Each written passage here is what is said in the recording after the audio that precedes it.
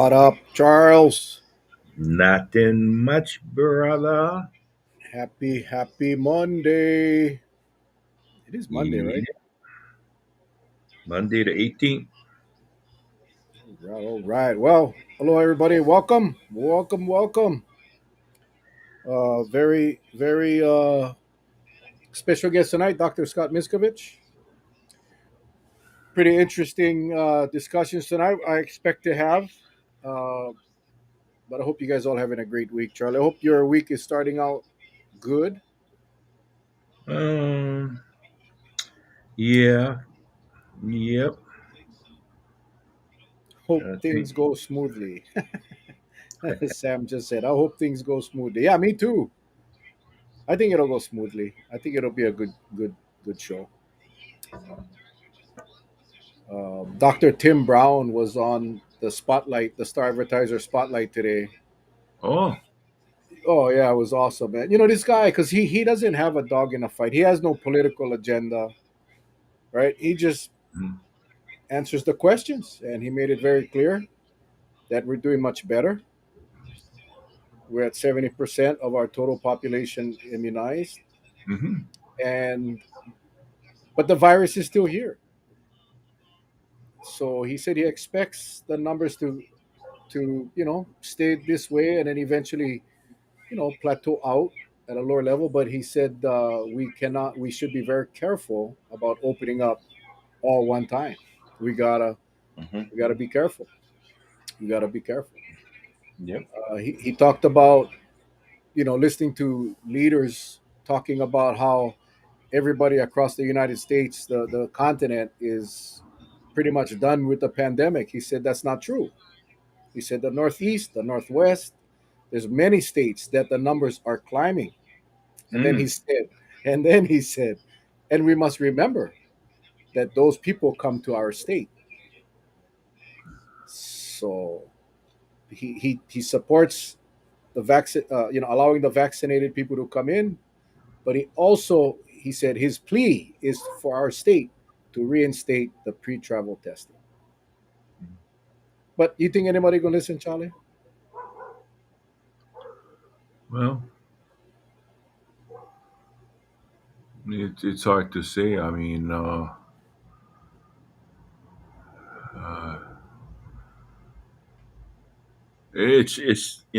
I've heard of recently many of the local individuals here in Hawaii went to go play in a tournament on a mainland somewhere and they got COVID. It's now, but as long as everybody can be responsible enough, if you got the disease, just you know, let it go in a downward spiral instead of trying to mix amongst the crowd while you're active, right? With that viral load, you don't want to be spewing, you know, substance from your as you're talking or yelling. And I'm mentioning like events, yell at it, and you're sick, and somebody lands on somebody and they inadvertently wipe their eyes or their face. You don't want that to happen. But it's hard to say. I got a question for the Dr. Miscovich. I'll save it. But I'm always curious about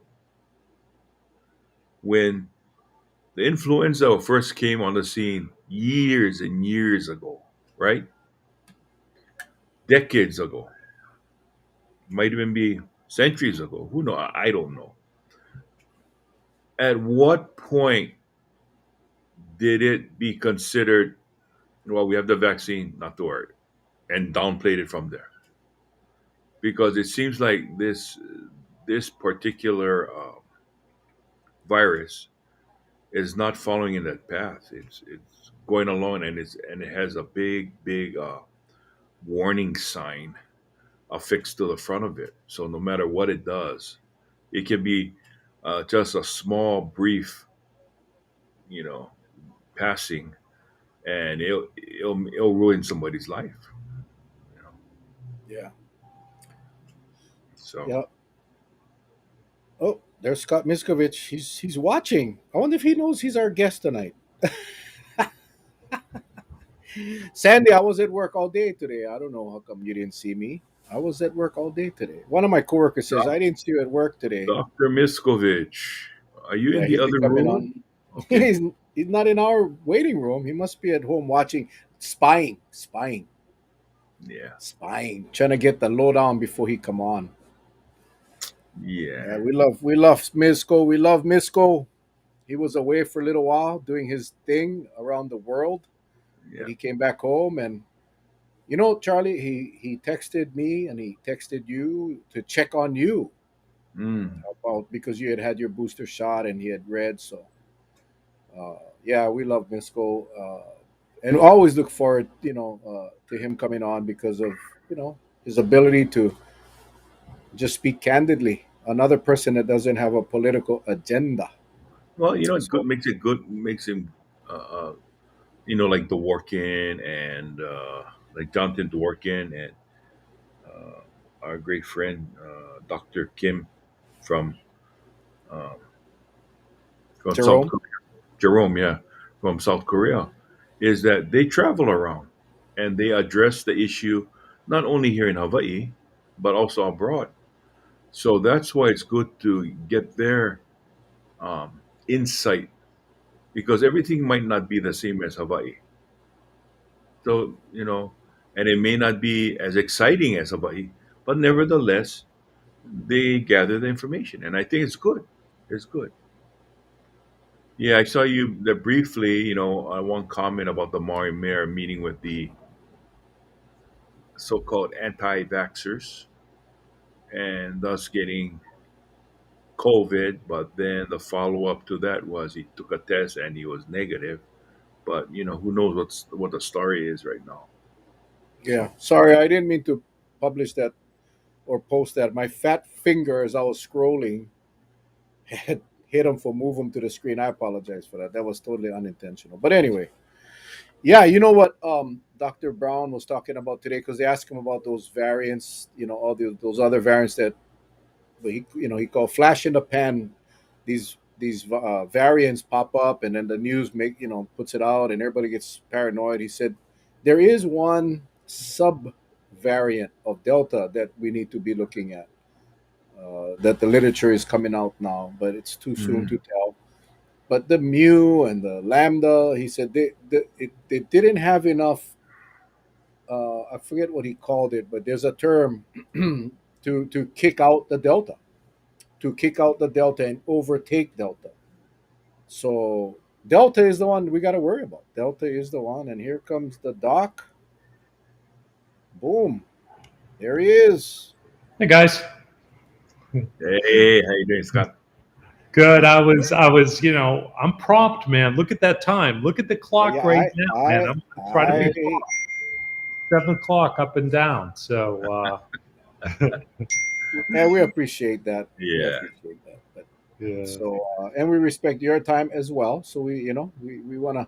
You've been traveling, Doc. What's the story, man? You've been all over the place.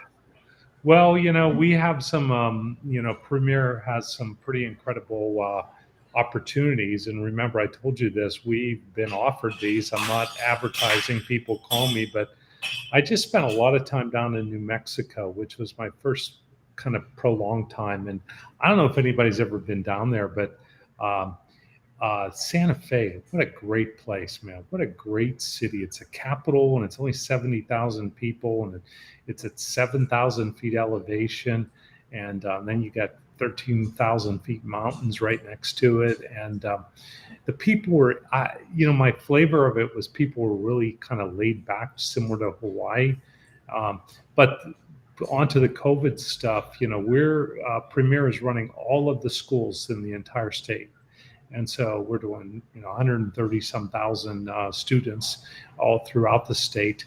And I was at the Department of Health, and it was so refreshing to be with the Department of Health that was so up to date and wanted to learn and wanted to be progressive and really just kind of, you know, had to wrestle so many different things because remember, you got red and blue in that state, you got urban, you got rural, you got immigrants, and it was just a really cool experience. And then, Arizona, we're doing tons of work in Arizona.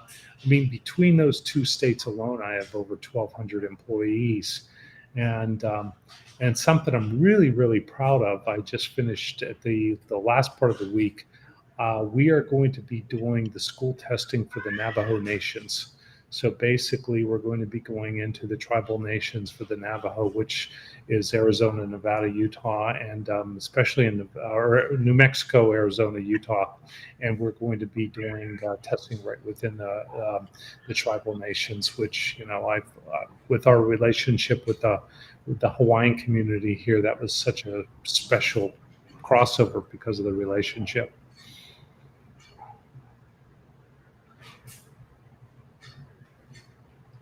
Yep. Welcome back. Welcome home. Welcome home.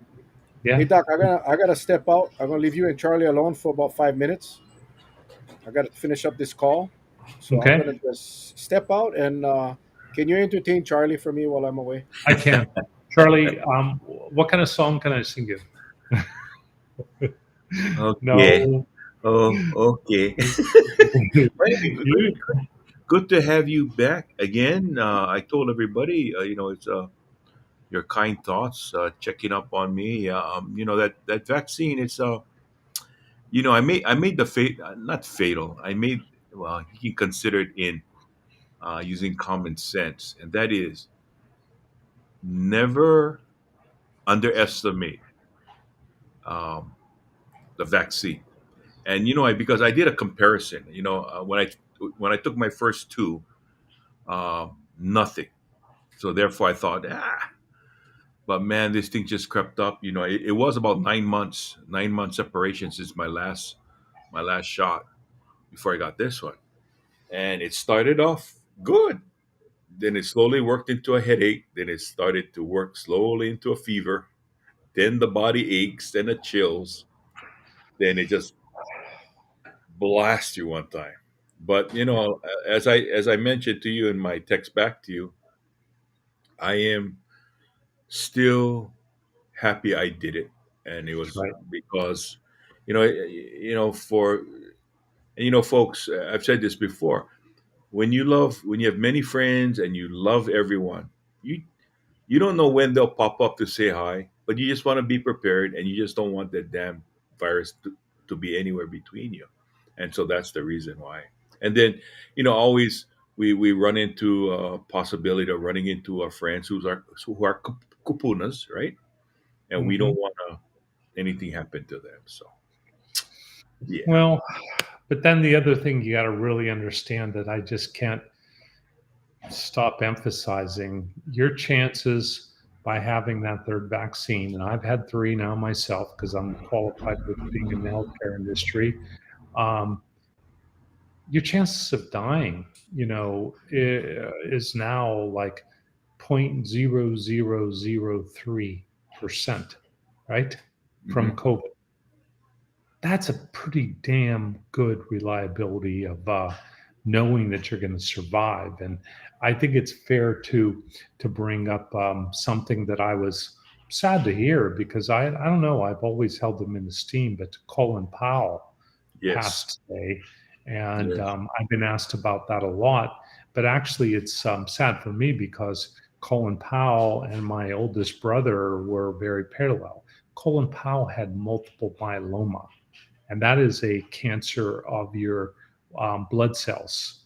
And so he was immunosuppressed and had cancer, and and he died of COVID with the cancer and his immunosuppression. And actually, I lost my brother about 7 months ago. Exact same Sorry. diagnosis with multiple myeloma and COVID. And so, and we all know that when you have a cancer or a suppressed immune system, you might Hmm. not get the same effect of the vaccine. And Colin Powell was fully vaccinated. So, so just to not have anybody have confusion about a fully vaccinated person, he had cancer, he had immunosuppression.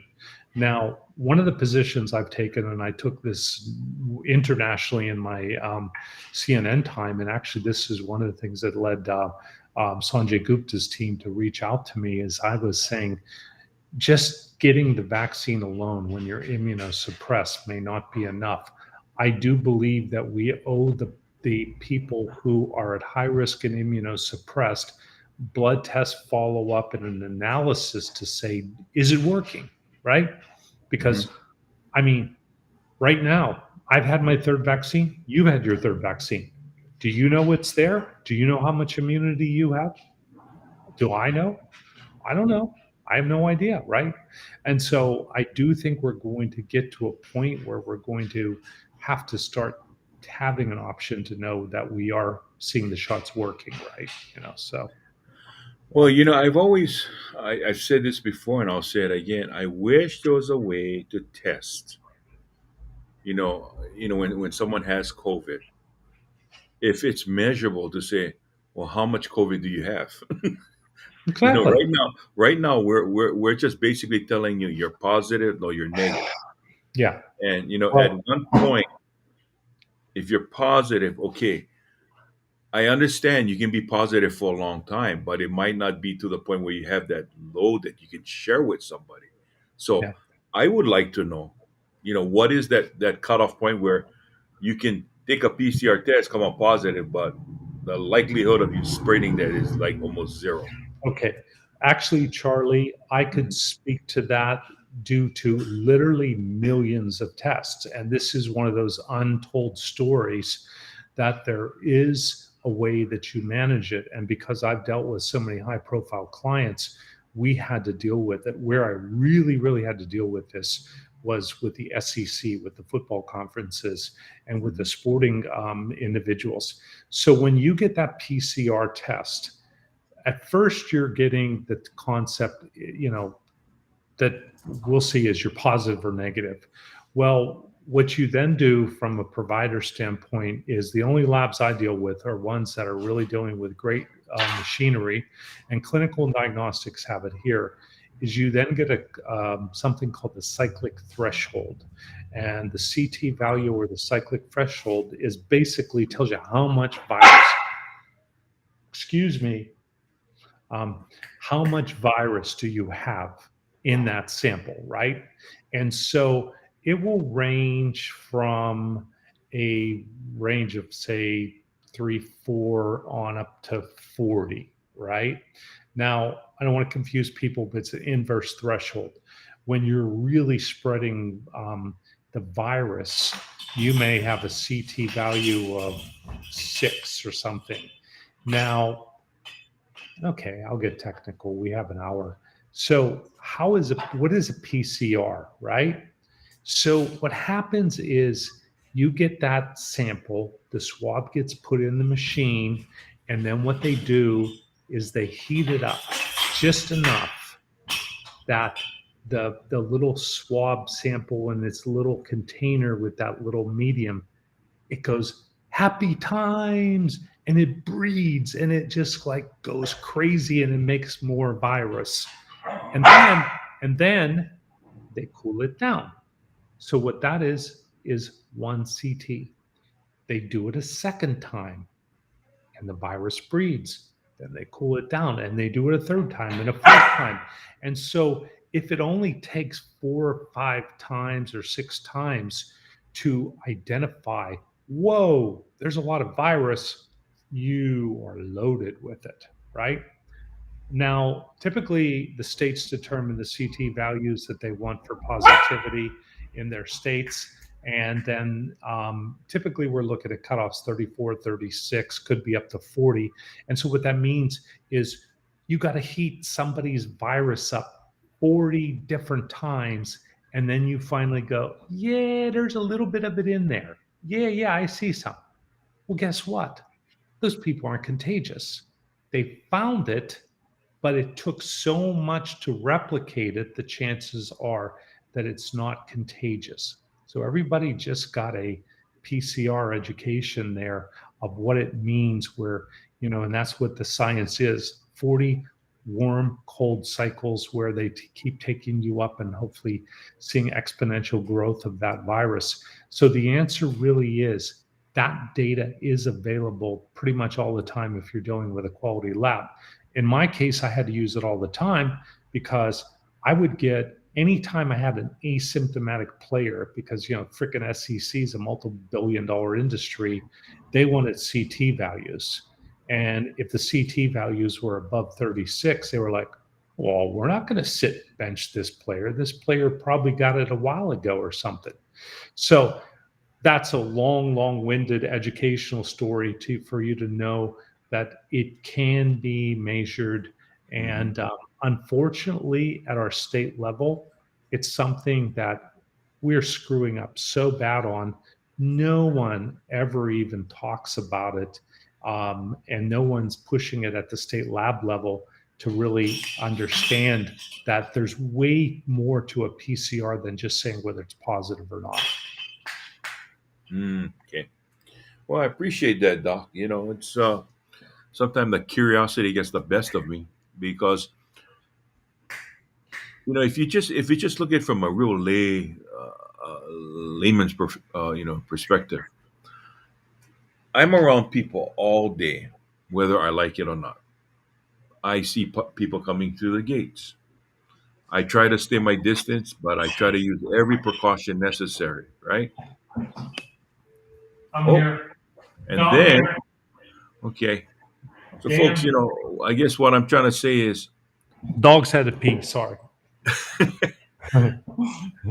so I guess for me, when I'm around these people, I can't stop my life and worry, but yet I still have to be cautious enough to make sure that I take all the necessary steps, right? And I Sure. think sometimes this thing gets so blown out of proportion, and it's probably coming from those who just don't educate themselves, or they don't want to get sick, which is, yeah, nobody wants to get sick, but you can be safe in so many different ways. You don't have to, the world doesn't have to stop spinning. And I Yes. think, when it gets to that point when people start to think in that way, that, oh, this is the end of the earth, you know, that's why we get a lot of this conflicts, and it gets really bad. It gets really Yeah. bad. I mean, you look at, well, one, we look at the suicide cases, right?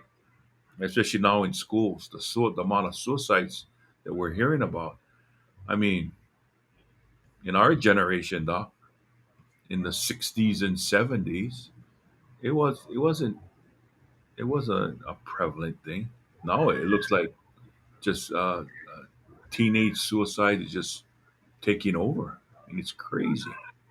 It's crazy. Um, yeah, I mean, if you look right now, the mental health issues that are skyrocketing in our state at all ages. Right. We just had the highest rate of substance use disorder, overdoses from opioids, etc.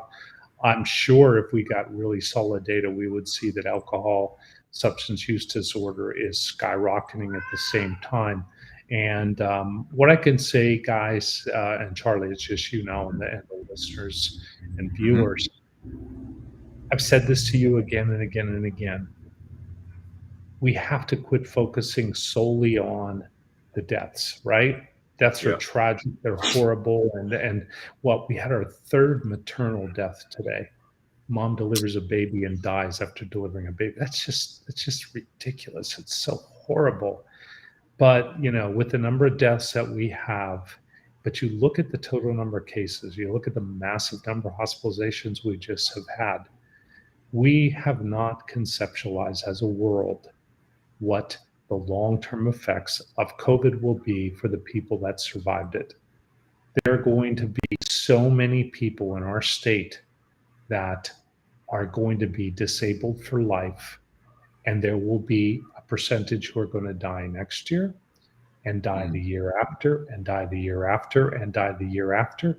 And between now and then, they're going to be living a world of suffering, Yeah. difficulty breathing, or living with strokes or a heart that can barely pump. And Hmm. so for some of these people that are these God, I don't even know what adjective to call them, that are out there trying to, say COVID doesn't need this or doesn't need this, and look at this, or comparing it to other diseases. They have no concept what these people are going to suffer from and like and what their disease will be and their families and then we have a governor and a few mayors out there that are interested in the economic effects. Well, they were Hmm. really fighting to keep everything open, but then when they really see the economic effects of these people in their lives and unemployment and the cost to society and their families, the cost of letting this disease spread through our islands and spread through our country and world, it is going to be just outrageous. Hmm. And remember, I'm talking their language, which is my language is people. Their language was, well, the economy, the economy, the economy. Hmm. That just doesn't sit well with me. That's for sure. Well, let me ask you a question, and it's right up your alley, being the premier expert in this field, especially with the different conferences on the mainland. But how are the numbers in the conference? Amongst the players, how are the numbers ranging right now? I can't talk about all of them because I don't have all the data, but what I can talk about is the fact that there was a massive push for vaccination, massive. And there is depending on which conferences you're in, what's the best way to put it? When you look at a place like the SEC or maybe the Big Ten, Pac-12 are like that also, you could say they're the same thing.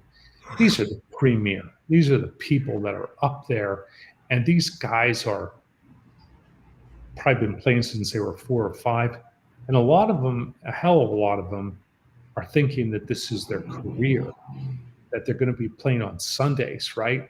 And Hmm. that's their dream. So when given the opportunity to say, get a vaccine, or you're going to have to get tested a couple times a week and you're going to have to go through all these extra hoops you're going to have to jump through, Hmm. or get vaccinated, they got vaccinated, right? They got vaccinated. So the percentage of vaccines, I think, is what made the seasons go quite smooth. And I think everybody can look out there, look at Hmm. last year versus this year. Last year, across the country, we had what modified seasons in many of the conferences. This year, we've had what a few of the conferences maybe had a couple canceled games, but the big premier conferences hardly anything, and it's because the vaccination rates are through the ceiling. And they have the same concept. If you're not vaccinated, you got to be tested. You got to be tested multiple times, and in some of them, they tell you you got to your locker room is that janitor's closet at the end of the hallway. So, and I'm not kidding, man. So, Well, let's jump to this topic. About the mandatory vaccination. One of Hawaii's, you can consider him one of our greatest quarterbacks we had, along with Cole Brennan, is Rolovich, right? He's out of And a job. today's, yeah, because of his, I guess, because of his conviction. Uh, what I mean, Um, do you think make forcing someone to be vaccinated is kind of overstepping? And I think personally, it's just going to cause people to be more resistant to mm, going and getting the vaccination. well, oh man, this is such a freaking. This could be a 7 day, 24 hour day discussion we can have. Mm. Um, my opinion is that I treat people, I treat patients. The vaccines work and they're safe, right? Okay. If someone has a medical reason that prohibits them from getting a vaccine that would pose more risk from getting a vaccine, of course, I believe in that. Second issue is there is this question of religious exemptions. It's probably worth bringing up right now. I'm all over the country, right? And I'm dealing with this. And, like, for example, I had to have submitted for the state of Washington because we're doing the schools in the state of Washington. And they wanted my company's policy on how we make determinations of exempting individuals from vaccinations. Because, for example, in the state of Washington, if you're going into the schools and you're working in healthcare, mandatory. So my entire company has to be vaccinated. I have to have proof of vaccine. And if they're not vaccinated, I have to have a reason why. Well, now it dovetails over into the HR side. So I'm living this. So I had to really do deep dives, and I've done this over the last 3 to 4 months. What constitutes a religious exemption? Hmm. I ask you that, Charlie. What is a religious exemption? Do we know? Do you know? Does any, I mean, you're a smart guy. You're living this. You've been helping save the state. What's a religious exemption? What religion that you have exempts you from getting vaccinated? I'm not being, No, you know, that's a that's a really damn good question. yeah. And Yeah. I was looking, and I go to CDC and I go all over the place. And this has been going on for 4 or 5 months. I've been doing this. But my point is, no one spells it out. Have we ever once heard our Department of Health in the state of Hawaii come out and say, hello, people of Hawaii, this is what a religious exemption looks like? No one's ever explained it. And so I'm saying this kind of in a broader sense. So I've had to do massive deep dives, and I had to go into all these legal things, and I have attorneys and all types of things to dig down into it. So I've had to go to multiple corporate levels, multiple legal levels. And then what I had to do is went into the state statutes to say what each state defines. And even in the state statutes, it's loosey goosey. It's like, Hmm. well, if you have a religious exemption, let us know. And so what is it? Colt Brennan, or not Colt Brennan, I'm sorry, late Colt Brennan, but Nick Rolovich originally filed for a religious exemption. It was clearly denied because he got fired. But my whole point is, I think that there is a massive, massive um, failure at the federal and individual state levels, even county levels, wherever you define, to look at the people in the eye and say, hello, people of the United States, this is how you define. And if you have this, this, and this, produce this, this, and this, and that's an exemption. It's out there, but it's not straightforward in my mind. And I think we all deserve that. And so, from my standpoint, it's a long-winded way to answer your questions of course, if people have medical reasons why, hands down, that's the life I live. The religious, I'm still looking for it. I'm still looking for what the definition is of what it takes. And the only one that I've seen is that does make sense to me is that if someone is claiming that the vaccine is made by using fetal cell tissue, and their religion and their beliefs and the blend of fetal cell tissue contradicts their religious beliefs because of X, Y, and Z. Well, I'm not going to argue with that. That's not my job to argue with that. But I just wish there was more definition that a normal layperson like you and I could sit down and talk to all the visitors and guests and everybody and say, hey, here's a religious exemption. You either have it or you don't. Does that make sense? Makes sense. Yeah. Makes sense. Another thing too that I I kind of wonder sometimes, and I don't want to be insensitive, but we're getting a lot of people that pass through the airport, and it's all over the loudspeaker with regards to the mandate by the governor that it is a state facility, and even though you have been vaccinated, uh, it is still required that you put on a mask. And we every so often we get an individual that puts up I mean, makes a really a big scene, and we're trying to tell them, we're just asking you to comply because we have to comply. Everybody's complying, and the person whips out this thing around their neck that says that they got an exemption for not using a mask. And I'm kind of wondering because I'm one of those that I I I, I use caution when looking at one of those printed cards that says that I am exempted from wearing a mask, and I don't want to be a non-believer, but I always ask myself, I gotta know where that card came from, There because we go. there's not too many places I know that just prints them up, or you walk into a doctor's office, it goes, here, Charlie, you don't want to wear a mask, here you go, that's good as gold. I don't know that. Yeah. Yeah. Hey, I do want to comment. There's a really important comment I'm reading here from Jody Jensen, who wants to bring up the fact that raise awareness about peripartum cardiomyopathy. Mhm. That's a condition where when you're COVID positive, you have a lot of inflammation and swelling to your heart, and it can lead to Mhm. death. And it's could be one of the big reasons we're seeing death in women who are pregnant and then deliver.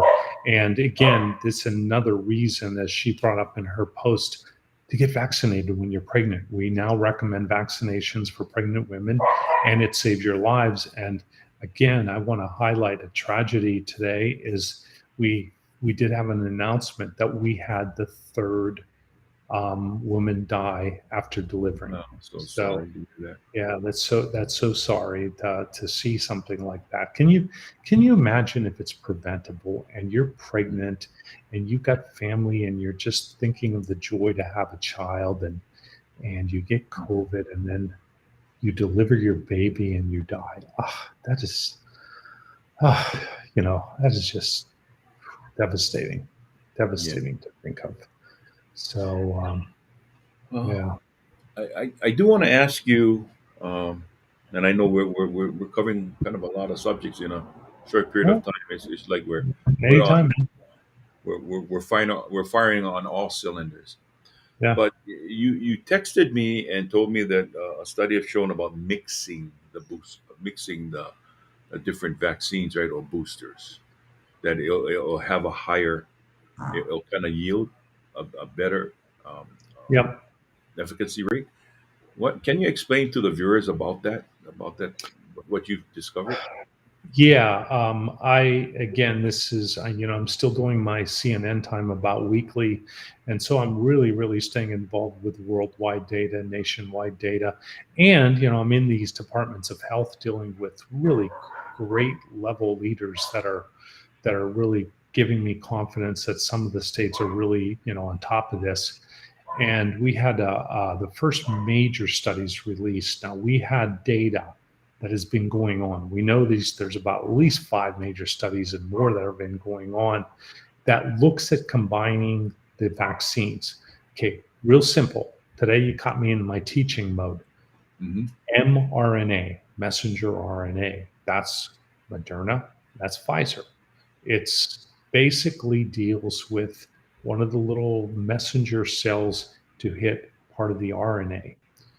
Then you have DNA. Everybody knows what DNA is, right? That's your big building block. That's what tells you who you are. Well, the AstraZeneca or the J&J are standard classic DNA viruses, right? They're DNA adenoviruses. They are made with the classic technique, and each one of them has a different way that it gets into your body. It goes in and it tells your cells, hey, yo, buddies, ladies, gentlemen, I'm going to show you something. And if you see this, you go fight it because this is bad stuff. One of them tells one part of your cell, the other tells the other part of the cell. And both of them are kind of highlighting the spikes, those little things that stick. Hmm. But they work in a different way, right? And um, I don't want to get too technical. I could get way technical on you, but the bottom line is they work in a different way. And one of the things that we're looking at, which is clear, is how much immunity do they create? How much of the armies do they produce of antibodies? But the key is then how long? do they stimulate those troops to stay working, right? So it's a little bit of both because it's a little bit of a difference. One's like the Marines and one's like the Army. And so essentially, what you have happening is that when you are vaccinating someone with a Pfizer and a J&J, there's about, I think the number is about 36 times the number of antibodies are produced, which is, that's significant. That's massive. The amount of antibodies are produced. And then when you do Moderna and J&J, it's like 78 times. So I've said this before, and it clearly looks like Moderna is the winner of the mRNAs. And then it clearly now looks that J&J is likely going to be recommended to be combined, right? This is where we're going to have to deal with the slow moving garbage from CDC, because we're already getting enough data, because there are other studies that have come out that's reinforced this.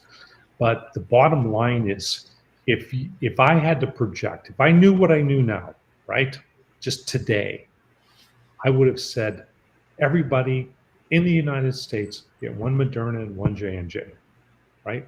That's what the best data is right now. Are we holding anybody at fault for this? Hell no. This is just, we're just figuring this out. These studies are just coming out.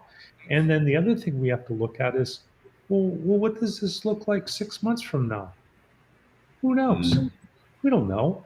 We don't know. I mean, we have enough of the data coming out of the millions of billions of doses that are given, and then the millions upon millions of people who have been studied in well-designed medical trials, which is a very important point. Well-designed medical trials. Don't take just incidental data. You need well-designed trials to make data that can be used for populations.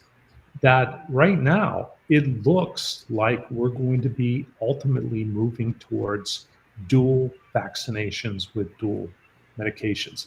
The other thing that just came out today, which I totally agree with him on, because we've been saying this long ago, is J&J is a good virus, a good vaccine, right? But as we saw, you get about 76%, and then it waned a little bit. You should have gotten 2 shots with J&J. The idea that it was only 1 shot was like, come on, man, give a second. So I think Fauci came out today and finally stepped forward and said, you know what, we kind of screwed up. Everybody with J&J should have been given a second shot. So if you've had J&J, the new data that came out last week is it's going to recommend everybody who had J&J, not just the older, not the younger, everybody's going to be recommended to get a repeat dose of J&J. So just look what I've just said today, right? And this data is getting solid enough that it's been produced in the last 7 days, but it's been ongoing, and we've been seeing the preliminary for the last 4 to 5 months. But double doses now, a second vaccine of J&J, and potentially combining J&J with Moderna and Pfizer. That's where we are today. What will it be 6 months from now? Who knows? Okay, thank you. Well, we welcome back Mel Raposo. Mel, did your food get delivered? did Grubhub show up? Yeah, I don't eat Grubhub. My wife, I don't know what she made for dinner tonight. I'm going to eat after the show. Yeah. No, we're doing job interviews for one of my nonprofit boards that I'm on, and it went a little longer than expected. So, wow. And it is for our drug treatment center here on Kauai. So we are moving, and that's good news. Wow. I hope to get those doors open in January. But anyway, I just read this follow-up question here, Doc, and I don't know if you saw it earlier. It says, replying to George White. George, I want to piggyback a question from my Keiki. Dr. Miscovich, should I wait until Moderna approves a vaccine for 5 to 11 instead of going for Pfizer sooner? Low risk lifestyle, distance learning, and very low exposure for my kiddo. Ooh,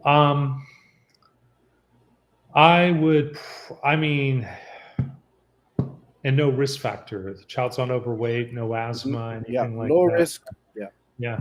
A little bit of a coin flip, but my generality would be to get the vaccine now.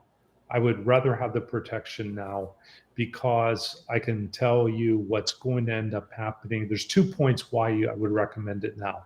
Number one, the amount of immunity that children get from Pfizer, Moderna, or anything is really, really strong. We don't have the same data coming out for that age group that shows that Moderna is that much better for children or not. All children, when they get vaccinated, their immune systems are so much on fire that they produce tons of antibodies. So we don't have that data. And if I have to speak as a parent, I would probably say get the Pfizer, and the chances are we're probably going to be mixing and matching in the future. Hell, we'll get Pfizer, Snickers, and J&J in that order, Charlie. You know, Snicker. I love Snickers, man. I love Snickers, and I don't have a damn Snicker. And there he is eating a Snicker. Man, oh man. Yeah. All right, George is saying, and whether my 11-year-old turning 12 in January should wait for the 12-year dose or take the EUA for the 5 to 11, which is coming soon. Ooh, that's I'm sorry if I put you on the spot, but no. Those are all good questions, and you guys have known me long enough that I'm going to base my data on science, and I'm going to say whether there's data to support it or not. If there's not, but there's something that I've always done as a doctor, and I will never change. Sorry, I'm tilted here. I've always given my patients a final decision. A lot of times it kind of bugs me a little bit where someone comes in and they say, well, I saw the specialist and the specialist said that I could do this and I could do this and I could do this. But if I decided to do that, I could do this and I could do this and I could do that. And then they look at me and say, what do you want to do? And the patients say, like, I wanted them to tell me what I want. That's why I went to see them. I wanted them to tell me.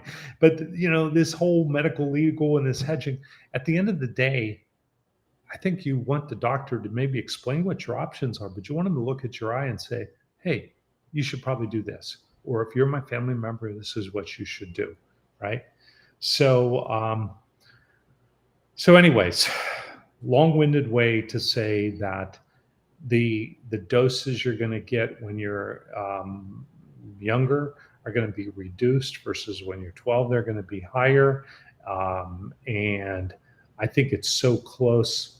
With that one, I might probably hang on until the beginning of the year for the 12 to give the answer. I would probably potentially hang on to do the 12. If there's any hint of any risk, vaccinate. Overweight, asthma, meds, anything in the kids, don't play around. High risk environment where they're out like in a like wrestling or something like that, you know, hell yeah, vaccinate them now. But okay. Good. You know, Doc, we got George, man. All right, George. I like George.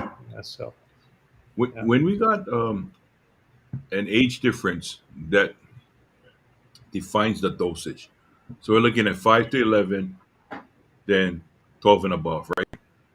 When it's that close, does it make a difference in how the dosage tweak? Yeah, or is it just a sales point? It's one of the problems that we have right now, which is we have 1/3 of a billion people plus in our country. And we have this group of kind of wiggy, kind of bright people over there across different areas in CDC and maybe some in FDA. And they're taking, God bless them, they're doing their job, but they're trying to take studies and then they're trying to make a decision for 1/3 of a billion people. Right? Well, one of the things, and this went way back to when I was battling with Bruce Anderson, Sarah Park, and battling for our state to be more progressive because the data was out there and would be promoting things today. And then 4 months later, CDC would finally come out and do it and would be like, come on, man. is that there's got to be a bit of individualization to this. Let me give you a good point. If I got a freaking 11-year-old and the 11-year-old has Pacific Island blood in him, and dad is 6'8", and the 11-year-old is like a freaking 165 pounds or something and already 5'8", are you going to tell me that I'm supposed to, because the CDC says that 11-year-old gets it, but he gets it at 12? No, it doesn't make any sense. And I'm not saying that that's not going to happen. I'm just saying that that's probably, um, um, I'm not saying that that's going to happen, but the bottom line is that we have to have that consideration that there's individualization, and things we do here in Hawaii may be different than what we do in Indiana, right? So, Dr. Akiona's on the chat. Yeah, so, that's Dr. Akiona. I never even see her. Hang on. And Charlie is continuing to eat his Snickers and drink his. Hey, there's Dr. Akiona. She always brightens it up. Everybody looks at our mugs, and then you have her happy, smiling face and her different perspective, and then and she's so nice and things. And then there's us, with Charlie eating Snickers and Mel going out getting his Grubhub, and then there's me just warbling about other stuff. So, You see, you got to remember something, Doc. I control the button. Bye, Doc. There you go. You see how fast we can just get rid of them? That's okay, man. That's okay. This is the best platform. I'll sit back and watch you Doc, guys. I'm going to give you credit, Scott. That was so interesting. It caused me into a feeding frenzy on Snickers. That's what did it. Yeah. It was his brain. So why? This is really stupid question, because it's so easy to just draw the line at an age. But why don't they go by weight? Why don't they go by? Especially kids, they develop it in different stages, right? Yeah. We deal with this in Pop Warner football. The age cutoff, but physically they're not. They just and You're mentally over they're unders just and not. you're under overs. Yeah, so you're putting somebody that's, because of their age, you're basically punishing them and putting them with the big dogs because of the age and not the weight. For something as serious as this vaccine, because as I understand it, the dosage for the 5 to 11s are going to be just a percentage, a third of the. So I mean, you're going to give a 70-pound 12-year-old 3 times the dosage than a 120 or 130-pound 11-year-old. That just doesn't, as a non-doctor, make no sense. And that's actually as a doctor, it doesn't make any sense either. And that's my point, is we're just dealing with this big bureaucratic way to make a decision. But and it's the reality for family medicine, where we, a lot of our recommendations are on this. Especially for kids, they follow, we're supposed to chart them on this curve, and we show your BMI and your growth velocity as a child, and it's all good for a good chunk of our population. But like, my family is made up of a wide range of people, so my Filipino side tends to be on the bottom end. They're very much underweight, and then like my Polynesian cousins, like I have family in Samoa and in Tonga, and they're way on the other side. And we're trying to say the same thing to people about, what Miscovich was describing is my daughter. She is bigger than me. So she's taller than me. She's 11 years old.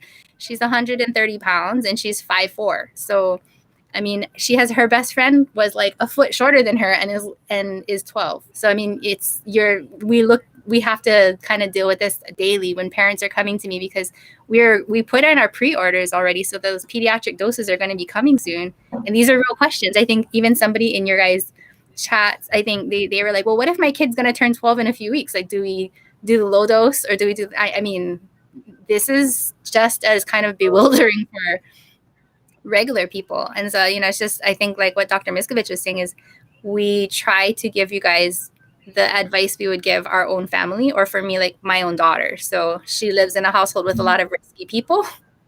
We're going to do she has to get her shot now. She's 11 years old. She's the size of an adult. But by the FDA approval that we're pending, she's going to have that child dose. So it's the best we can do at this point is try and figure stuff out. But please know that in the real world, we have this kind of same conversations with our own family members. Just like, how in the heck? Like, Yeah. That BMI is rubbish anyway. That BMI, I was obese from 8 years old based on that damn BMI chart. That's for pygmies. That's for little people. I was neglected by that BMI chart because I was always Yes, that's That's My so funny. doctor- I thought that you were actually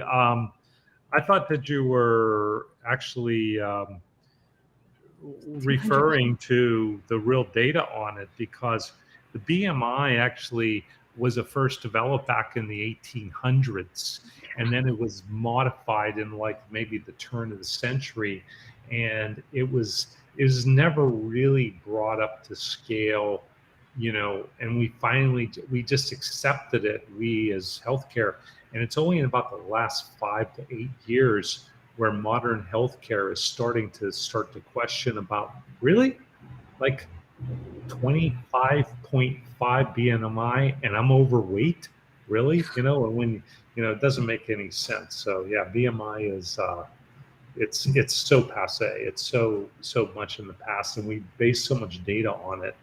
It's good that I bring that up, because do you realize that if you have a BMI of 26, like in today, that means you're technically over 25, you're 26, you are now technically in that at-risk group to get extra COVID everything.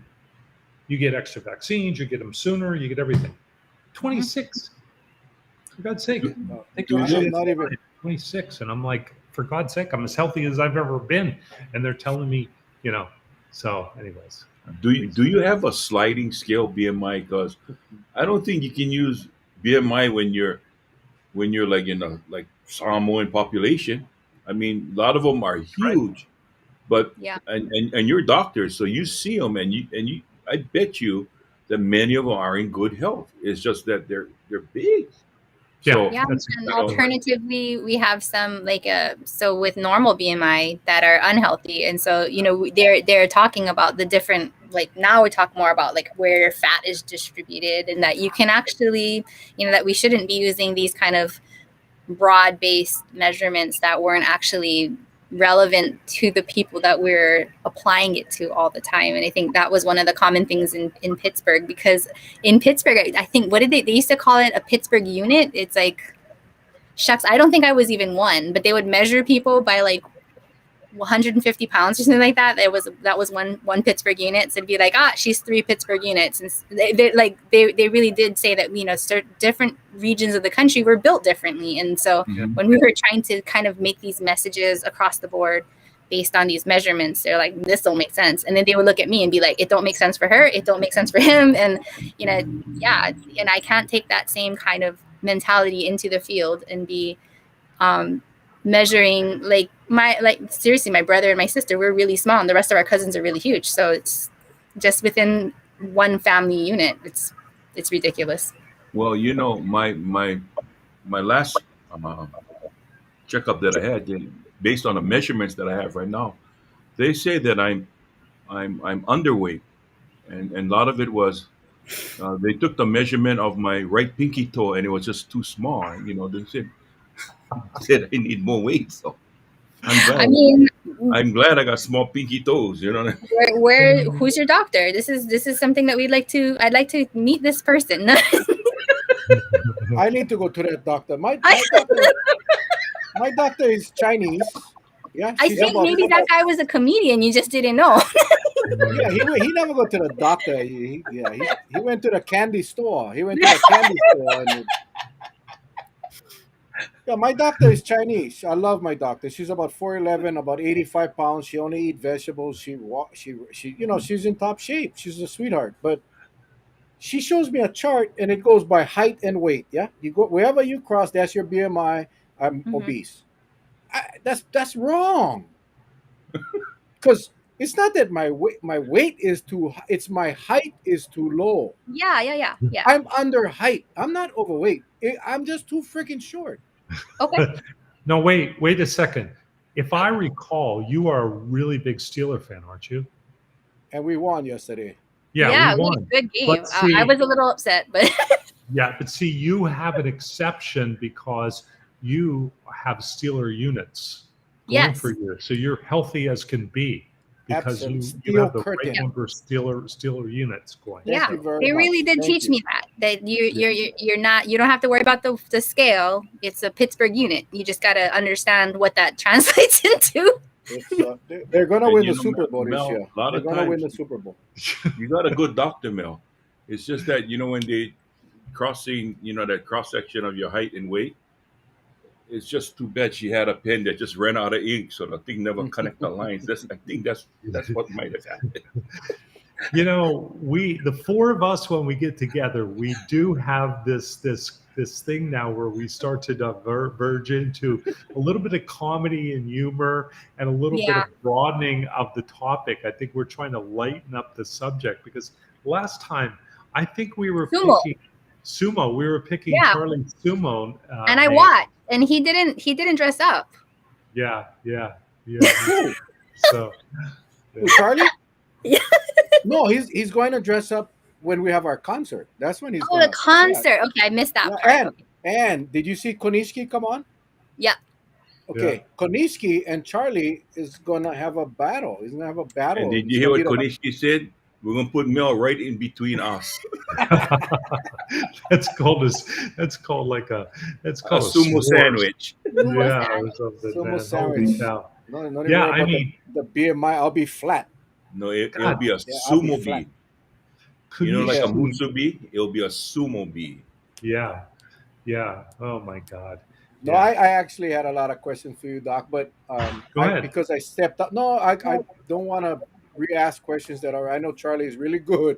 Well- Charlie, before the guest come on, and Charlie, when he says, "I got a few questions for our guest tonight," I know already he's got it covered. He's got it covered. So, No, he answered one very important question that I asked. Well, Mel, ask him the question that you were asking me that you had some, serious questions about it. Why don't you ask Doctor? In fact, address it to both Kohimano and Scott. who? You remember the question we're going to ask? No, which question? See, in live TV, this is what we call a segue. I help you Segue. along to move the time there, Mel. Let me just. I don't know if you guys had talked about. See, they're saying we need humor. We need humor. It's always more fun with Mel Panini. See, now it's not funny no more. Now it's not no fun. Look, if they flatten you, Mel, maybe you'll get taller. No. Sorry. Yeah, you guys can see the comments. I'm not even gonna. Yeah. I'm liking them. I'm liking it. Yeah. Here, look at this one. It's a melon Charlie I like sandwich. that. Yeah. Yeah, who's the melon and who's Charlie? Yeah. No, I was talking about Dr. Tim Brown this morning. He was on the spotlight. I don't know if you got a chance to see that, Doc, but or Docs. Did you guys get to see Dr. Tim Brown from the East West Center today on the? No, I didn't get to see it. So he was today on Star Advertiser. Yeah, it was a great one. If you haven't seen it, go see it. I shared it on my page. If you want to go to the Honolulu Star Advertiser page. But he basically said we're doing much better, but don't let your guard down. That in fact the virus is still around. We're at 70%, but there's a lot of unvaccinated people. There's a lot of virus still around. Yeah. And a lot of states in the United States, in the continent, have rising numbers. So he said when he looks at the Northeast and the Northwest, a lot of cases, a lot of places, the numbers are climbing, and those people come here for vacation. So one of the things that he said I wanted to get both of your topics or your ideas about. He's saying that he fully supports the vaccinated passengers coming in, but he basically said I plead with our leaders to reinstate the pre-testing program for everybody, including vaccinated travelers. Just wanted to get your thoughts on that, Doc, if you haven't talked about it already.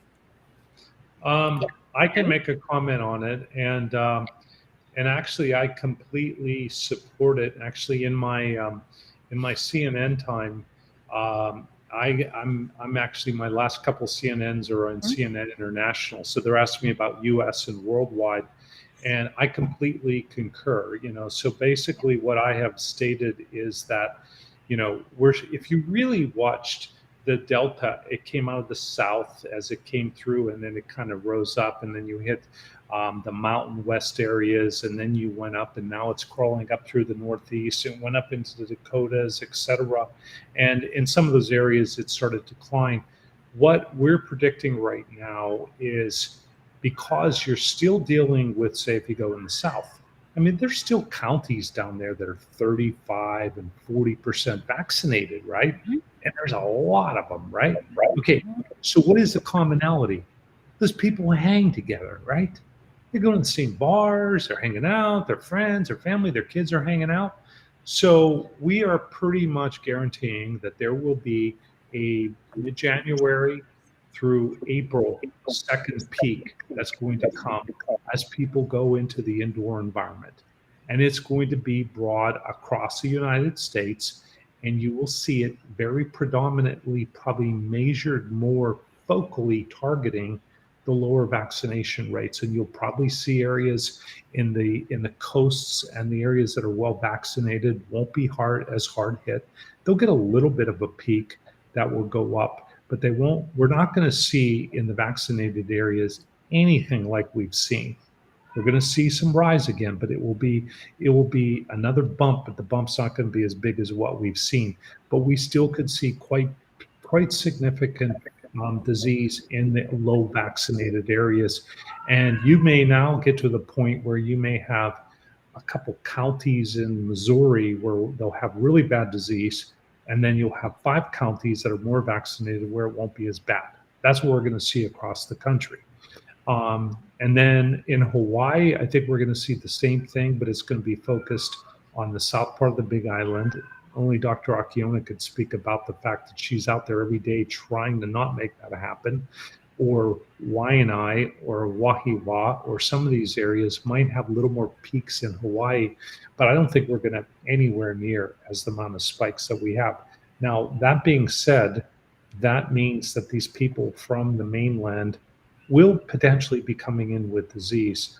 And then a couple more data points that came out are data points that show breakthrough, right? We're going to see breakthrough. We're not seeing, since our teams are vaccinating across the country, we're seeing a pretty damn sluggish move to the third vaccine doses. People are not running across the country to get their third boosters. So what's happening is they're getting waning immunity. We still have Delta alive. Who knows what other variant? Don't want to talk about that because that's a game changer. But therefore, we're still going to see people can be vaccinated, but if they're not getting their boosters, their immunity is going down, their risk of breakthrough goes, and it's still there.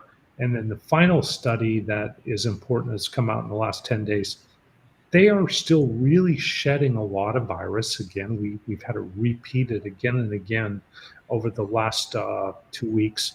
They're still shedding a lot of virus over a 2-day period or a 3-day period. The kids are shedding a lot of virus. We know it was always like, oh, the kids aren't going to get that sick. They're not shedding. They're shedding like crazy, and they're asymptomatic. There's a new study that shows how asymptomatic, but yet they're really spewing it out. They may not even have a snibble.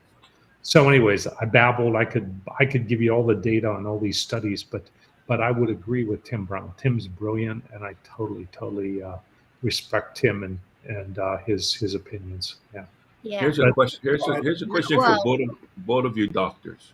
Okay, somebody's asked it several times along with a group. I was gonna get. That is, why take Pfizer if Moderna is so many times better? should we Yeah, worry? no.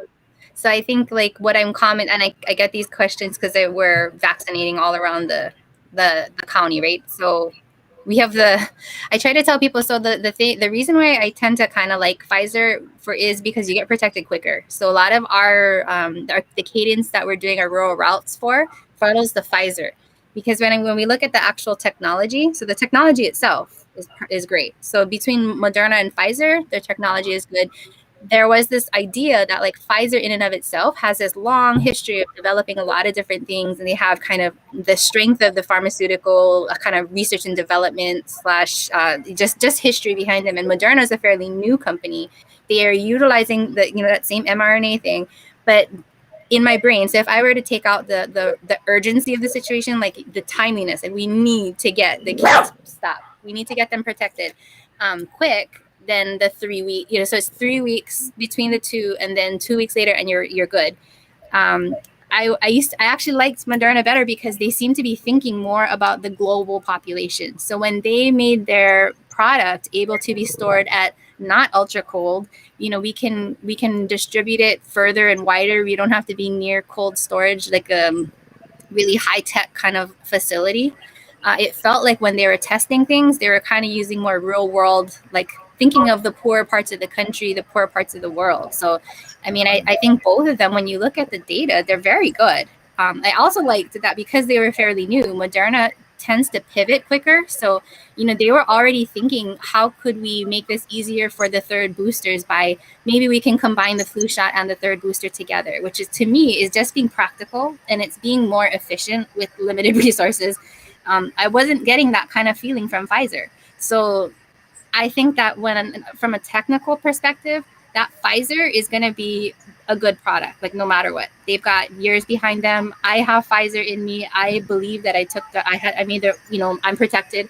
And if I can get people to take Pfizer, I think that's the right choice. I don't think that you're sacrificing anything when you're taking Pfizer versus Moderna. But then, if we had the luxury of processing through like the social justice side of things, I really do feel like, Moderna kind of seems to be thinking for the globe rather than just For the now. For the now and for the money, because it really made it really hard to me for Pfizer. Just to be honest, in this state, there wasn't any centralized way of making sure that the Pfizer got distributed out into the rural areas. So if you really look at how it was distributed, there wasn't any clear plan to get it into Ka'u or to get it into, Anahola if you needed to, because that being said, even when they lowered the age range so we could give it to 12 and up, there wasn't any kind of centralized way of coordinating this so that everybody got it equally. We kind of had to figure that out ourselves. And so I think that was one of the things, right? It's that cold storage part of things that really kind of limited the practicality of it, but that made us have to think a little bit harder and push a little bit harder. But I think in that way, they cut out a lot of the more difficult places, like, Navajo Nation, or places where you might not have a highly specialized center with those ultra cold storage freezers. Raina, that's a good question. Answer is, there are plenty of data. The question is, what about people who get COVID before they get their second shot? Does it make a difference in their recovery? Well, what it does is there is plenty of data that shows that people who contract COVID after their first mRNA data, it all varies a little bit about your immune system and where you are and when you got the shot, but it does give you protection, right? And so it does reduce your chances that you're going to die or have very, very severe disease. So the real answer is, anytime you get a vaccine, you start getting immunity, start building up. And if it's a couple weeks after or before you've got your other shot, it's probably already started to mount your defenses. And there is plenty of data available in the vaccine studies that show the percentage of antibodies and how they build as time goes on, starting in the week and 2 weeks and 3 weeks. So yes, it's going to help save your life. And you still need to go get a second shot. Another point I want to clear up. I heard that, I don't want to diverge, but there's that group of people in town that are the kind of anti-vaxxers hiding behind credentials. about saying that, oh, if you get COVID, the natural immunity is better than anything. No, it's not. No. There's plenty of data that is showing that it's good, right? You get it, but natural immunity is waning. We just had probably the best study that has been done, just came out of Sweden, and it basically has just looked at people a year after COVID, and it basically just shows that your immunity is going down fairly significantly. And although it wasn't terrible, the amount of people that got the disease, but the whole point is, the best scenario you could ever have is get COVID and get a vaccine, because you're going to have like really good vaccination status, or immune status. So get vaccinated even if you've had it. Yeah. And actually, some of our patients actually kind of contributed, because we had a couple of them who were curious. So it was they were willing to pay. So we kind of look for the labs. So Quest Labs had the ability to kind of check on the antibodies that were made from their actual COVID infection, and we were following that, and then we were able to follow the values from the antibodies that we create, that their body creates when they get their vaccines. And this was just just a few people here and there all over the place. They're kind of just mapping it out. And a year ago, we had some people in Hawaii who were infected, and they just wanted to see how their titers were of their antibodies. And we were noting that almost everybody's were just dropping within the first 1 to 3 months. There were a few that it stuck around.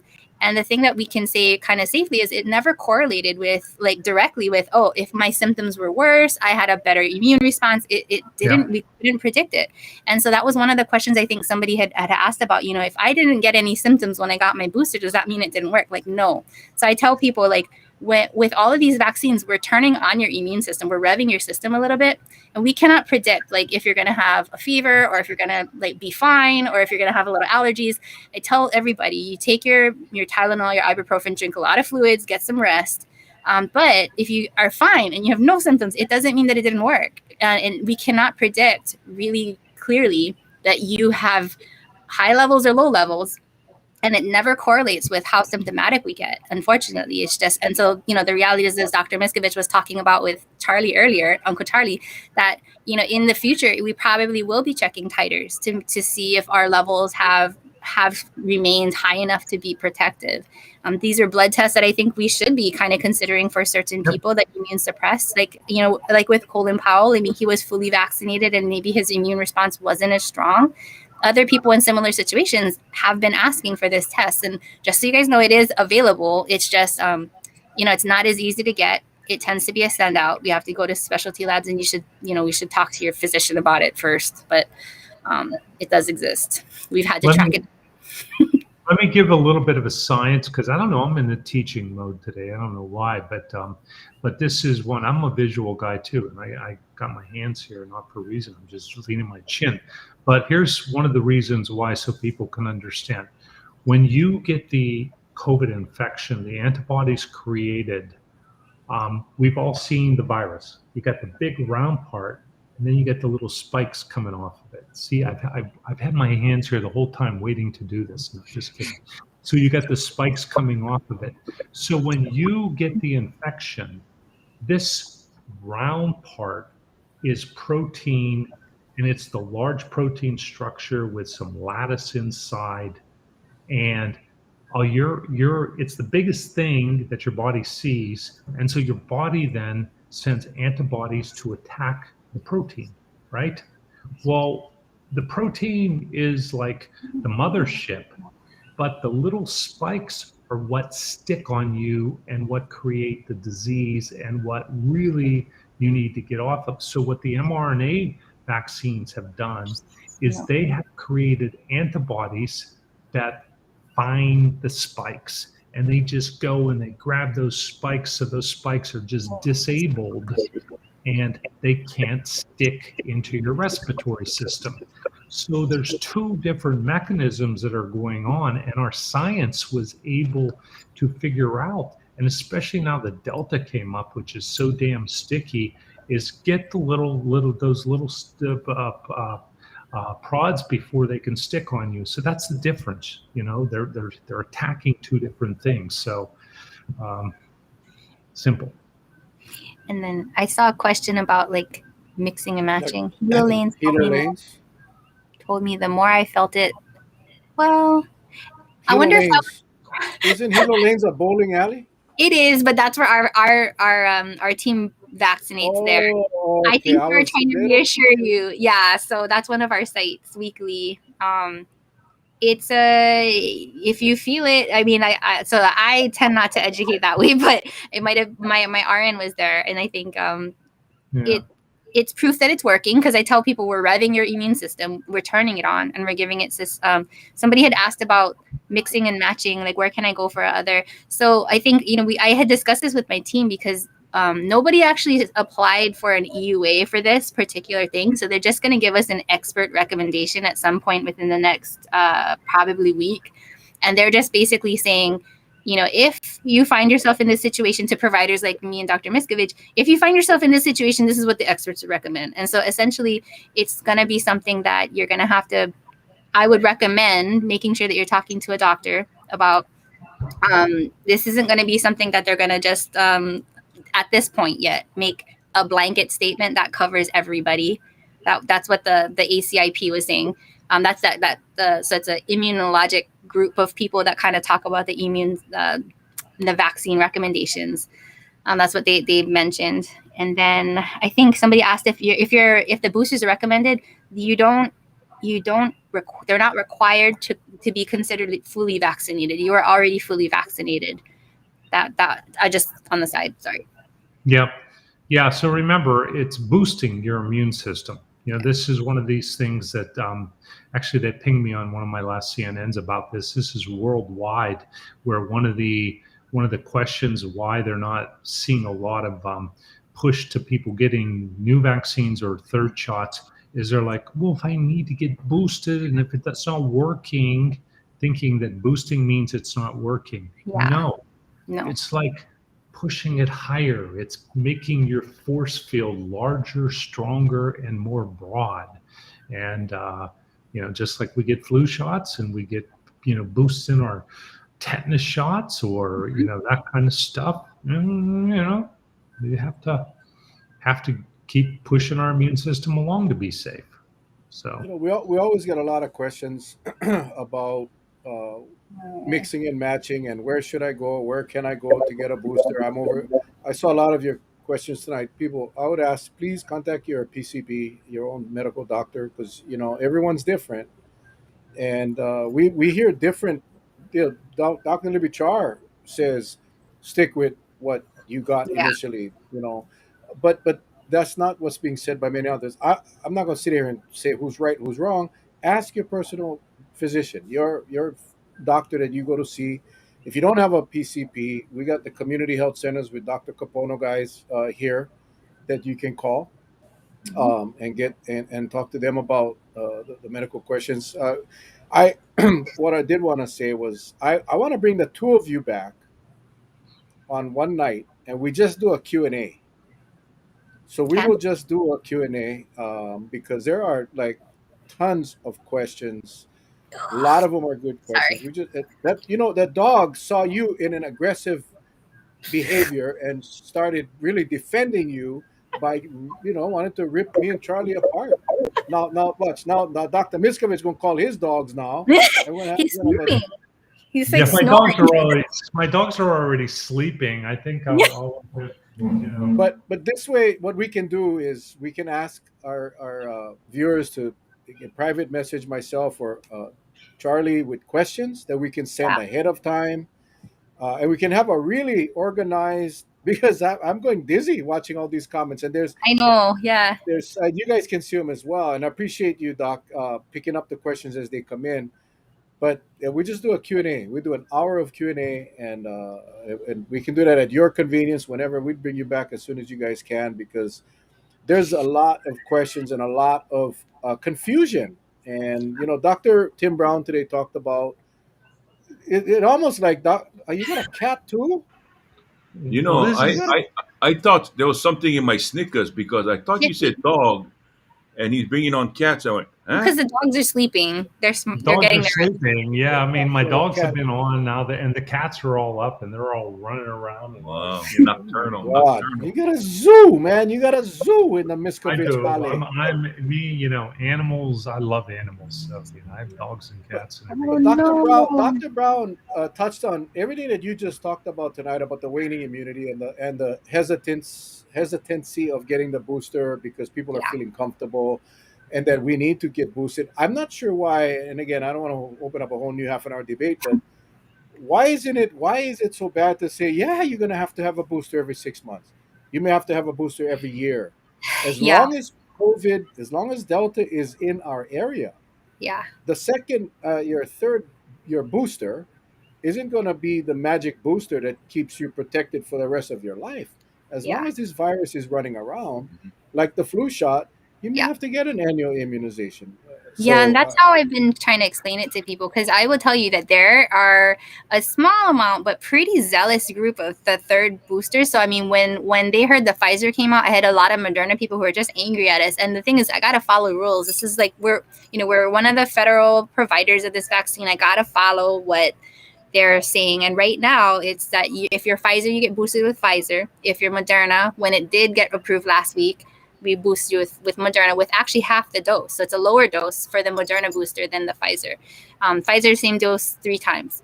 And right at this moment, I cannot mix and match, even though, as a provider and a scientist, like, we see the data. It totally makes sense. I can tell you that the Johnson & Johnson people, almost like 80% of them are like, nope, you stuck me once. I'm not getting another booster. So I know I'm going to have my work cut out for me, encouraging them to consider a booster because they know it's the right thing to do. But a lot of them took that one shot because that's all they were willing to take. Yeah. So a lot of that it was is, me. yeah, That was yeah. me. And so then I'm coming back at them and I'm saying, hey, look, if you have to make a choice between living as close to a normal life as we can, and maybe letting us give you another shot, just like I get my flu shot every season, just like I have to get my tetanus shot every 5 to 10 years, or when I was up high, every time you're pregnant, you get another DTaP because it's the right thing to do. We might end up having to do that again. So I'm just trying to put it in their brain that this might be something that we come back and tell you, it, in order to be a little bit closer to normal and being able to keep working and keep doing all the things we like to do, might need to get another shot. You And know, they're pretty pissed, but I'm just hopefully eventually it'll stick. Let me think make I'm sorry. Let me make a prediction here, and I've been pretty good with my predictions, and I think Dr. Akiano will agree with me. And this answers, I think, Raina's question that she's just asking, etc. When we get into 2022, it's going to be just the Wild West out there. I'm pretty much feeling that we're going to be offering J&J to anybody who has gotten an mRNA virus Pfizer, and we're going to be able to mix because of the new data that came out last week. And there are other studies that are still going that are supporting the same thing. So there will be the ability to mix. And then I think clearly all through Europe, they're already doing it where you show up one time and you say, I'm here for my second shot. What was your first shot? Oh, Pfizer. Oh, here, we just have Moderna here. Take this. They're already mixing them. It's being mixed all over the place. And then the next thing that's happening right now across Europe and in different areas in Israel, they're boosting everybody. They're not doing this criterion with boosting. So we're going to get to the point, which Dr. Akion and I are going to be really, really happy about, where they're going to let it be our decision. And we're going to be able to have your medical provider look at a patient, talk to the patient, and make a medical decision because there'll be safety.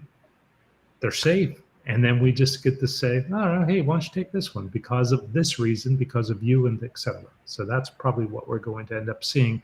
And again, my crystal ball is J&J, a DNA and mRNA virus for everybody. So, and a dog, puppy for everybody. Everybody should get a puppy. I think it's all about the messaging. Because no matter how much you get the info out there, you notice that when the wrong info comes from, say, someone in high places that's putting out the wrong messages, people tend to follow. and it just makes your battle even harder. That's what's happening. And Yeah. I'm guilty of one thing. I realized tonight I wanted to share my experience, but I think my experience may have scared some people. Is I don't want to go with what Uncle Charlie went through, and I don't. Everyone knows that wasn't my intent, but it's just how people uh, listens to the message that you give. I Yeah. want them to be prepared. It doesn't. It's not going to hurt. You might have a little discomfort, and that's why my disclaimer was I still will do it again because I know it's the right thing. But some people are kind of, a little bit weak and just say, I don't want to go through. I don't think I can handle this. I don't. Yeah. So, I'm kind of caught between a rock and a hard place on how do you release the message so they take it in a positive, have a Hey, positive spin on it. Charlie, let me make one comment to your piece that you brought about 10 minutes ago, and I want to make sure it's crystal clear, and I know Dr. Archiona agrees. I want the listeners and viewers to understand that if you do not get any kind of reaction, don't worry. It doesn't mean that the vaccine's not going to work. We don't have any solid evidence to say that the people who get the sickest are going to have the strongest amount of antibodies. That doesn't exist. So please sleep tight, get your vaccines, and if you get symptoms, the data shows it's only going to last a day. And if you don't get symptoms, you're still usually getting immunity. So And folks, just trust me, it's really fast. You have a little discomfort, but I know one thing. Maybe the next time when I'll do it, I'll maybe have them shoot them in my okole. Maybe that's the reason. yeah, sure. Well, that's when you're going to have your what's the name of the little sumatori outfit that you wear, man? When you put that sumatori outfit, there's going to be a lot of akoli. Oh, Speedos. The Speedos. Is that what you're talking about? No. This is when you and Kunishki line up, man. You are going to have to be in full garb, buddy. You are going to be in full garb, and when that happens, there's a lot of moon shining back there, right? Huh? Yeah, so we'll give you that shot right there in your okoli. Oh, And we won't Yeah. be able to. Doc, I'm starting to feel nauseous. Did you get your booster? No. Everybody's leaving. Everybody's logging off when I gave that analogy. I don't know, man. I don't know. no, that's where they got the words to that song, "The Moon over Manakura." That's where it came from. Yeah. Mhm. Wow, that's gonna be a fun. Yeah. That's gonna be a fun um, event. Our concert is gonna be a fun event. That little sumo bout that's gonna happen is probably gonna get international media coverage. Charlie's gonna would be a say. very famous guy. I would Uh, agree. and Yeah. imagine if he beats Konishiki. Imagine if he beats Konishi, Oh, and man. all of a sudden Charlie becomes Ozeki Iona. Woo! I mean, we've been moving to Japan. I'll be your manager. We'll get you in with those. I'm glad you're thinking positive because I'm thinking I know I'm gonna get squished by Kunishi. Brother's a big boy. You know what is so cool though? This is because I see the two of you going up there and bang, bang, bang, and then taking a real quick shower and then closing us out that evening with a beautiful song because Yeah, you guys that's both are cross awesome my fingers. entertainers. Cross my fingers. Cross my vocal cords and all of that. Then yeah, I might be able to sing a song. Look, people like buy tickets already. People like Yeah. Brenda wants to Yeah. buy tickets already. But it's gonna be Yeah. free, people. It's gonna be free. 100% free. See, they even got like stuff like butt boosters. Speedos should be illegal. Wait, why can't they boost you in Okole? Why it has to be in a muscle or something? The shot. No. Why does it have to be in the arm? Why can't it be in your Doesn't Okole? have to. No, Can it I doesn't have ask to be. to have It it in my doesn't have Okole? to. Yes, Can you it be in the could. butt? Really? Yes, you could. Intramuscular. Yeah. Yep. Absolutely. You could get in your okoli if you wanted. Yeah. That's where I'm getting my booster. I'm getting it in my butt. Yeah, but Mel, Yeah. don't get mad if a day after you're walking around and one cheek bigger than the other, okay? Just Yeah. don't get upset. I'm gonna freak that place out. Yeah. No tell Capono. Don't tell Capono I'm not nothing. telling I know. him. Hey, all of you people, don't say nothing. I'm going up to Hola and I'm gonna say, hey Doc, I like him in my okole. And I'm going Facebook live him. I'm gonna Facebook live him. Wow. But What? then This is it, Yeah. yeah, this is a good Scott Mel gonna come back on and say, "Hey, ever since that booster shot in Mokole, look, I don't can see street. How come?" Yeah. Uh, yeah, Oh my that's god. definitely. I think we're gonna have to put that one on pay per view. You know, Yeah, I think so. I think that's on so. Facebook, man. That's pay per view. You know, so Did any of our viewers get it in their butt? Oh, look, they saying I gotta go behind the curtains. Hell hey, come no, we're on, on man. Facebook Live. I know it's not after 9 o'clock. You're not allowed to start bringing up this kind of, taking us I into know this. it. This is it. Our this village this that really, booster. really. Look, Marlene. You're Portuguese. Is it hairy? Let me show you. Hang on. Hey. We still got some children up awake watching this. So. No, shots for you. Dr. Akiona had turned pale for a moment. She's like, "No, don't do that. Don't do that. My Hey, dog gonna get nervous." she's seen it all. She's a doctor. She trained at the University of Pittsburgh in Straight face. chemo. Yeah, so Nothing. No she's reaction. she's like, I no, know. that's it, man. Don't worry. I know. Yeah. Yeah. Look at the comments. Yeah, so our little village here, they really like the humor. I think they like That the was humor, but they scary. really like the informative discussion. So we'll get you guys on. I don't, this is a rated G show. Yeah, it is. It's my butt. My butt. That's just a butt. My God, everybody has them.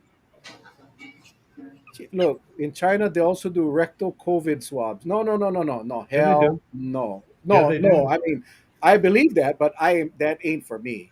No. No, the shot in the butt is completely different than an anal swab. Sorry. Now we going down the wrong road. No, we gotta look. We got Miscovich. He gonna throw up now. It's We gotta take coming. scare Miscovich away. No, I honestly think yeah, we need this show. Yeah, Marlene, we really need this show. I Here, learned so much. I Oh came over. no, I want to change the theme. It's for you said a shot. Look at the name on that. Oh Bradshaw. my Is goodness. that Terry Bradshaw. Bradshaw's? Is that Terry? That is Kentucky Yeah. Terry. bourbon. Yeah. Terry And it's signed. Terry has come out. Now you have to look at this. Can you read that? Oh my goodness. You My are out of your good mind. friend. Is it say my To good friend? Dr. Scott, my good friend, Terry Bradshaw.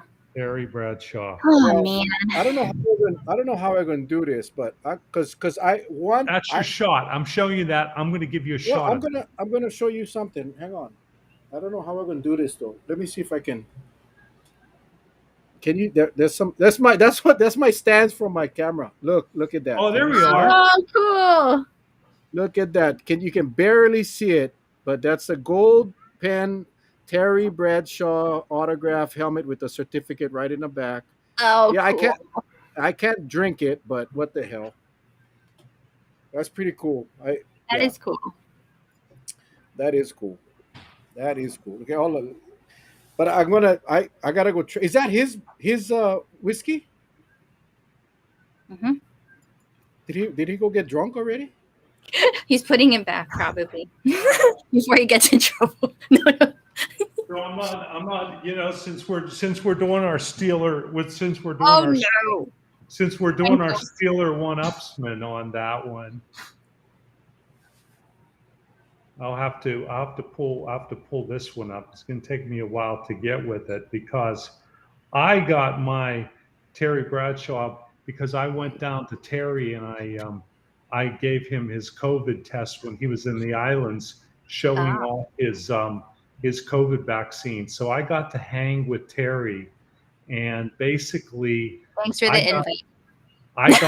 I got him talking, and I got him talking about the Super Bowl years. And I sat with Terry and his wife for about an hour and a half, and I talked to him, and nicest guy on the planet. And I got him talking all over about anything. And then he gave me we sat there. This was a fresh bottle, and he opened it up, and he started pouring us little There we go. snips of the drink as we sat there, and we went and we went through, talking Steelers. So you want to talk about living a dream. So here I am with Oh, fine. here I am with my man Terry down at his hotel apartment, and is down there with he and his wife. Which one is Terry? I was very, very surprised that I was taller than him, because I always thought he was a bigger guy, and I'm like, Yeah, me too. I'm 6 foot. I think the dude is shrinking.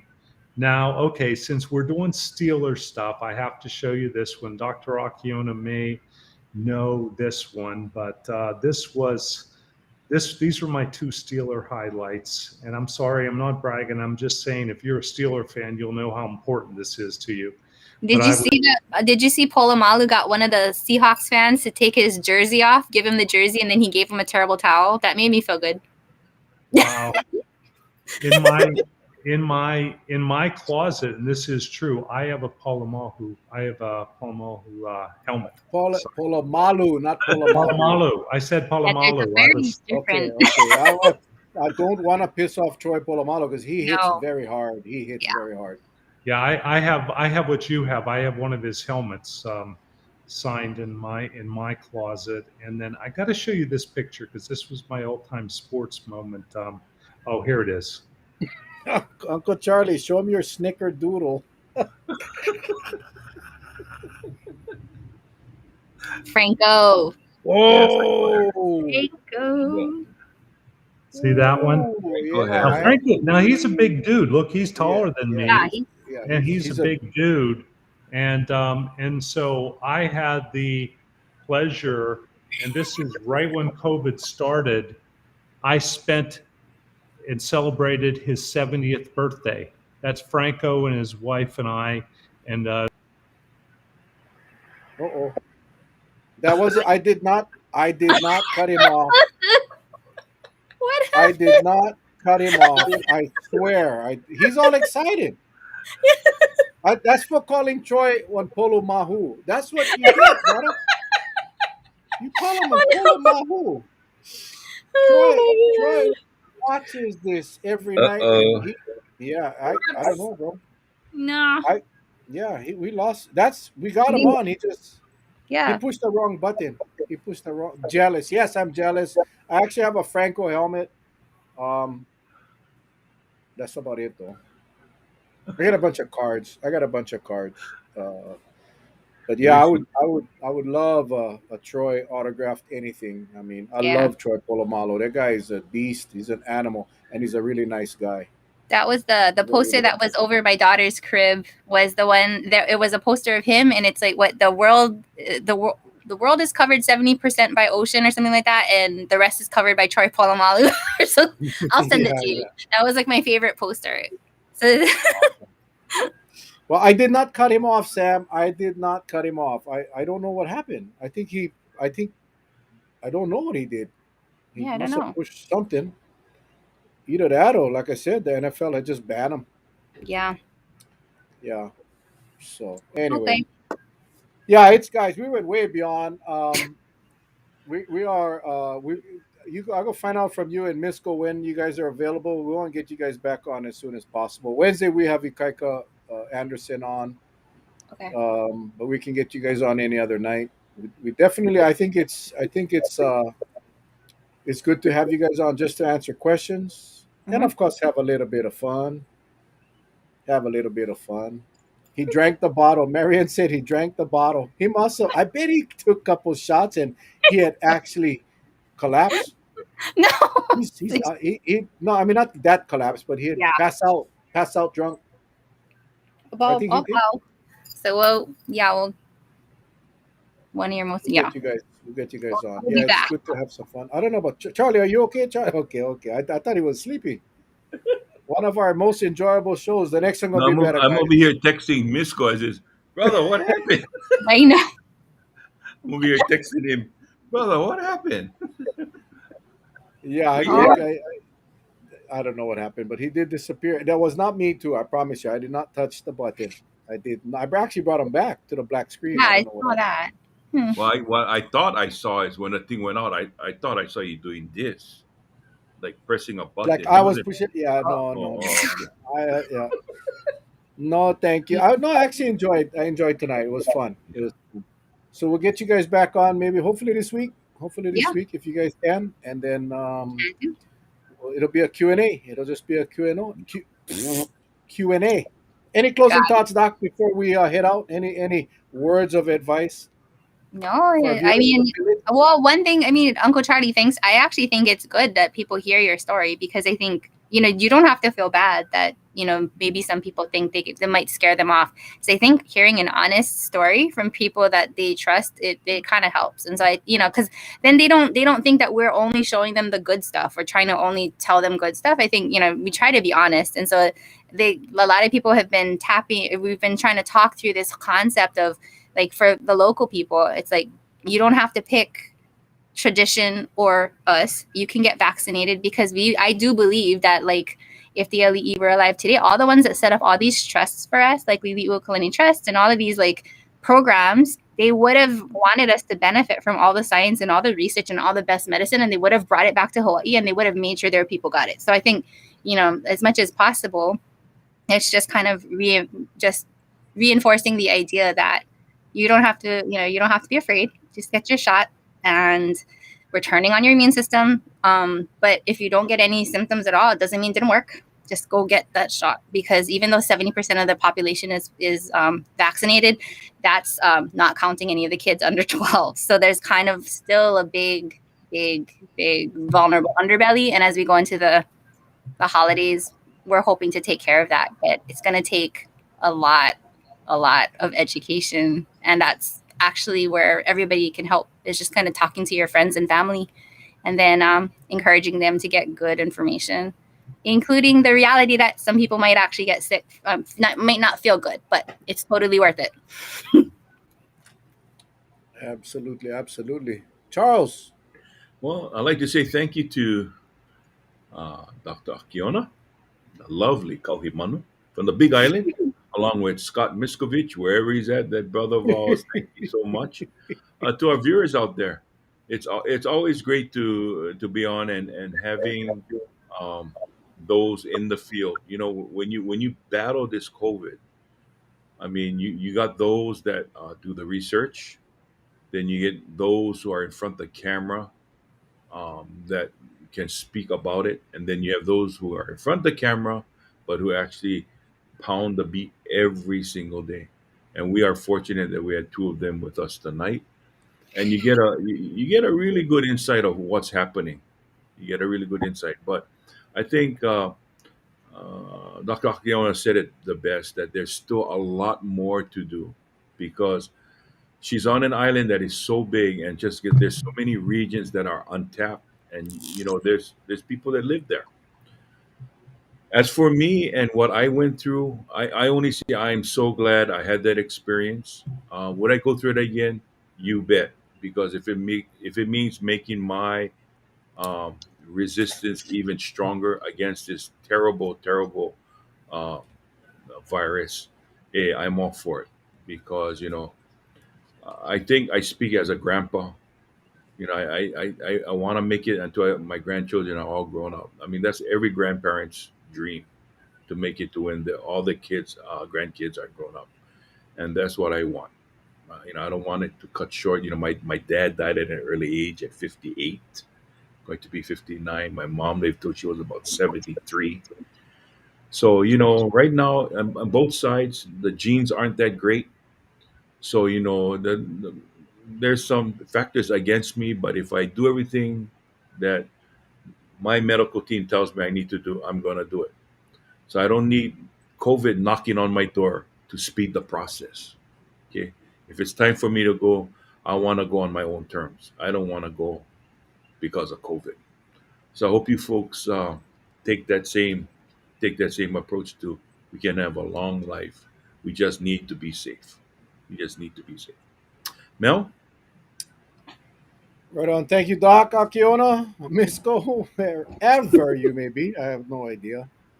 And to our viewers, the village, appreciate you guys. And Charlie, thanks for carrying the show for the first half hour while I was taking care of business. I just wanted to say, Charlie, your story is important. I think people gotta understand that. Yeah, some people gonna get a reaction, but if that frightens you, then go talk to someone that has COVID. Go talk to a patient. My good friend Bozu Anama. He's on Oahu, bus driver for the city and county or for the bus, and I can share his name because he he posts. He can now post, but he was in very bad shape for a while, and he is coming out of it. They removed his trach tube, and he's starting to move around, but he's pleading with people to go get the vaccine. Go get the vaccine. He's pleading. He's begging people. He does not want to see anybody go through this. So that's your alternative. Yeah, you can go get a day or two of a little body ache or flu-like symptoms, whatever it is, or you can get COVID. So really, people, think about that. The other thing I want to ask all of you to do is one of the things that Dr. Tim Brown talked about today, and I wanted to get Misko's opinion on it because he's a testing guru. Was he would Dr. Tim Brown would recommend that on these guys coming in with tests, pre-travel tests, get their rapid test done at the airport on the day of travel. Get the rapid on the day of travel before departure, and I think that is kind of the way we got to go. So call your legislators, email, text, whatever you can.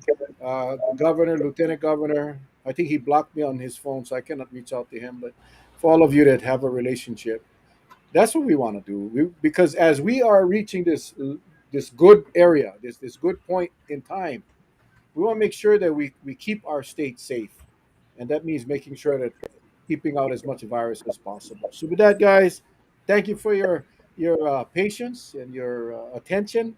Wednesday night, Ikaika Anderson. Make sure you guys show up. We'll have some fun with Ikaika, and we will get these two doctors on as soon as we can get them on. All right, guys. You guys take care. God bless. We love you guys. Stay safe. Aloha.